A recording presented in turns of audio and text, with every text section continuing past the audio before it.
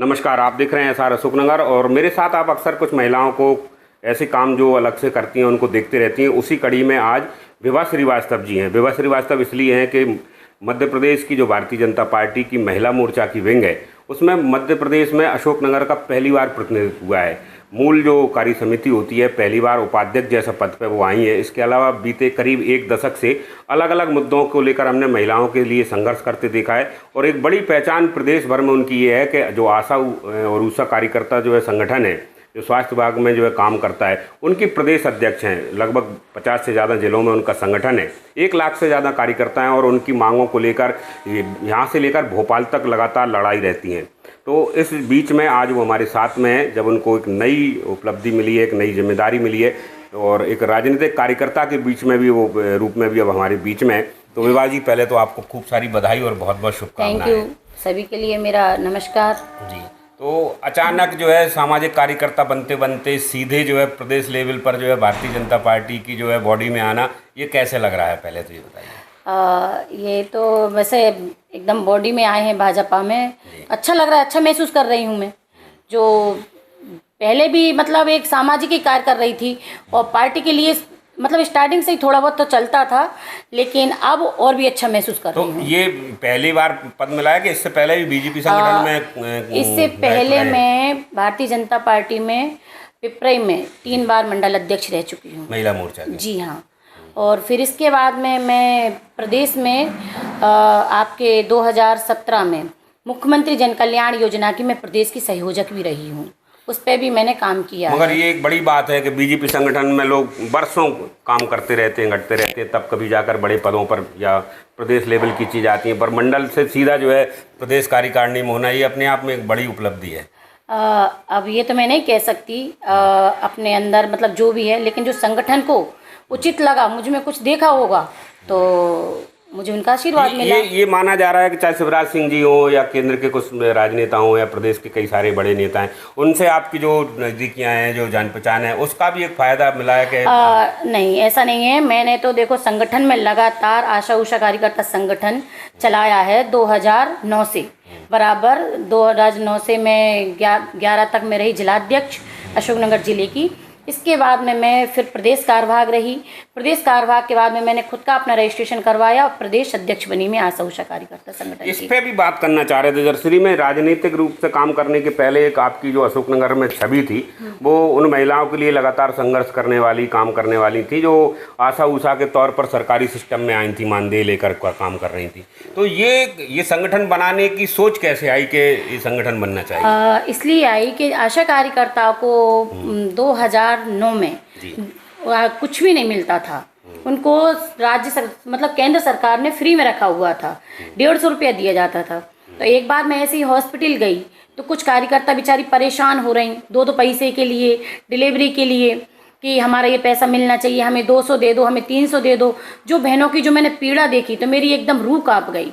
रूह कांपने के बाद में मैंने अपने विचार किया कि नहीं, मुझे इन गरीब बहनों के लिए लड़ना चाहिए।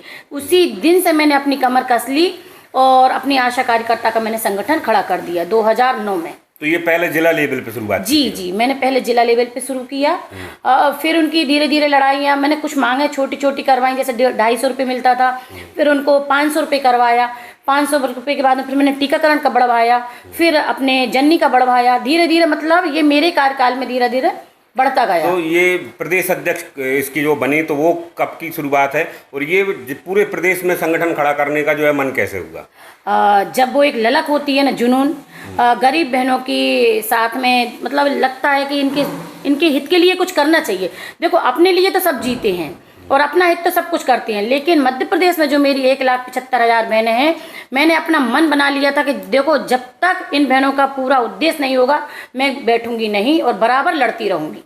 तो आपको लगता है कि अभी जो चीज़ें उनको सरकार से मानदेय के रूप में या दूसरी चीज़ों के लिए मिल रही हैं वो संतुष्ट हैं या जितना काम कर रही है उसके साथ सरकार ठीक कर रही है? देखो अभी राज्य सरकार ने 2022 में हमारी आशा कार्यकर्ता बहनों का पेमेंट बढ़ाया। इससे पहले कभी नहीं बढ़ाया था। 2009 से मतलब काम कर रही थी, केंद्र से ही मिलता था उनका भुगतान, काम के बदले जो दाम है। तो राज्य सरकार ने हमारे 2022 में हमारी आशा कार्यकर्ताओं को कुछ पेमेंट बढ़ा, जैसे 600 रुपये मिलती हैं डिलीवरी के, तो 1200 रुपये किए उनके। और फिर इसके बाद में 2023 में पूरे भारत में कहीं नहीं मिल रहा जो मध्य प्रदेश में हमारी भाजपा सरकार ने दिया उनके लिए। कितना 600 का 1200 रुपये प्रति डिलीवरी का, और उनका इंसेंटिव भी बढ़ाया, पर्यवेक्षक के लिए भी दिया, आशा नवाऊषा के लिए, सबके लिए दिया 2023 में। ये इसके लिए आपको सरकार के साथ कई बार नेगोशिएशन भी करना पड़ा, कई बार संघर्ष भी करना पड़ा, कई बार उनके खिलाफ भी जाना पड़ा। बिल्कुल, देखो जब यूनिटी और संगठन चलाएंगे, और ये तो स्वाभाविक बात है, बराबर हमने अपनी लड़ाई जारी रखी और समय समय पे हमने पार्टी का भी साथ दिया। नहीं, पर अब ये स्थिति थोड़ी सी जो है विषम हो जाएगी कि आपको एक दायित्ववान पद पर हैं बीजेपी के, तो क्या आप संगठन में रहते हुए सरकार के खिलाफ काम कर पाएंगे? नहीं, अब सरकार के खिलाफ क्यों काम करेंगे, है ना? अगर आपकी जो संगठन है उसकी प्रदेश अध्यक्ष अभी भी है, अगर कभी ऐसा लगा कि उनके साथ शोषण हो रहा है या उनकी मांगे पूरी तो नहीं मैं बराबर उनका समय समय पे अपनी बात अपनी पार्टी में रखूंगी और अपनी पार्टी से उनका पूरा करवाने का कोशिश करूंगी। तो आपको लग रहा है कि अब ज़्यादा आसान हो जाएंगी चीज़ें? बिल्कुल मगर एक चीज़ बताइए, अब आपकी यात्रा को हम लगातार देख रहे हैं, सरकार के कई सारे चेहरे जो है जब मंचों पर होते हैं तो आशा उषा कार्यकर्ता की काम की बड़ी तारीफ करते हैं और सरकार के तंत्र के रूप में उसका नाम लेते रहते हैं कि स्वास्थ्य मिशन में उन्होंने बड़ा अच्छा काम किया है।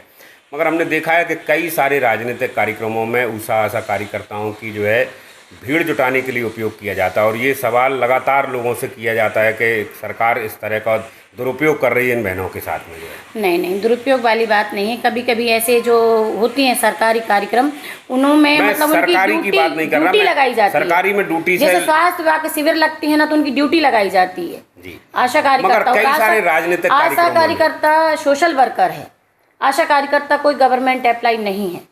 मगर आपकी सरकार के कई चेहरे कहते हैं कि वो सरकार के साथ काम कर रही है, आशा कार्यकर्ता नहीं, आशा कार्यकर्ता जितना कुआं खोदोगे उतना पानी पिएगी।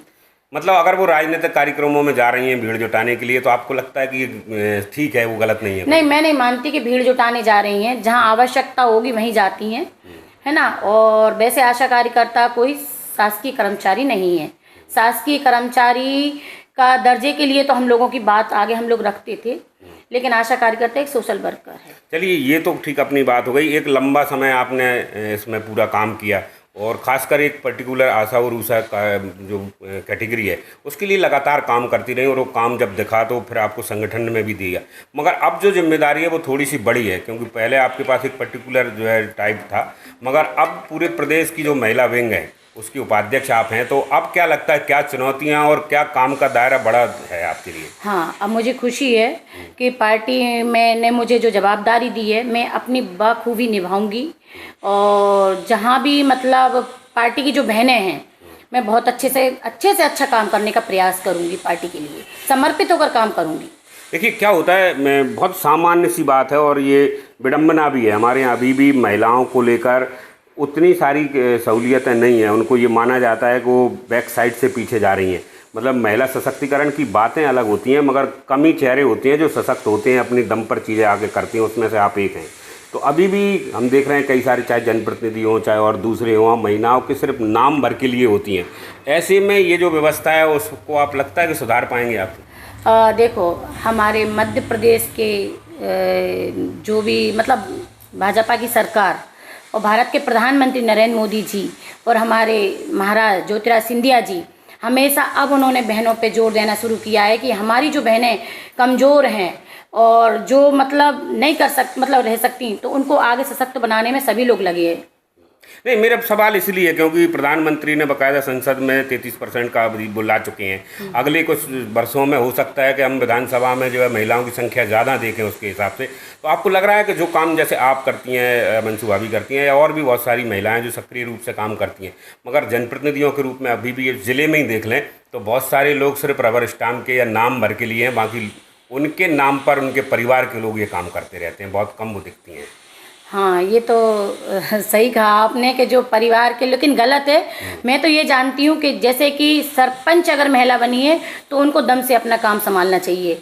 जो भी दायित्व पे हैं तो पतियों को नहीं संभालना चाहिए, बहनों को आगे आना चाहिए। मैं इसलिए ये बात कर रहा हूँ, देखिए जैसे आपसे बात कर रहा हूँ, मैं आपसे कठिन सवाल भी पूछ रहा हूँ, आपको ये पूछ रहा हूँ कि आप महिलाओं को जो है इकट्ठा किया और उनका राजनीतिक उपयोग कर रही हैं। तो इन कठिन सवालों से एक तो वो महिलाएं बचने की कोशिश करती हैं, उनके परिवार के लोग उन्हें सामने नहीं आने देते। तो असली जो सशक्तिकरण की बात हो रही है कि आप हमारे साथ बैठ के बात कर रही हैं, कठिन सवालों के जवाब दे रही हैं, ये परिस्थिति आपको लग रहा है कि अभी राजनीति में संभव है?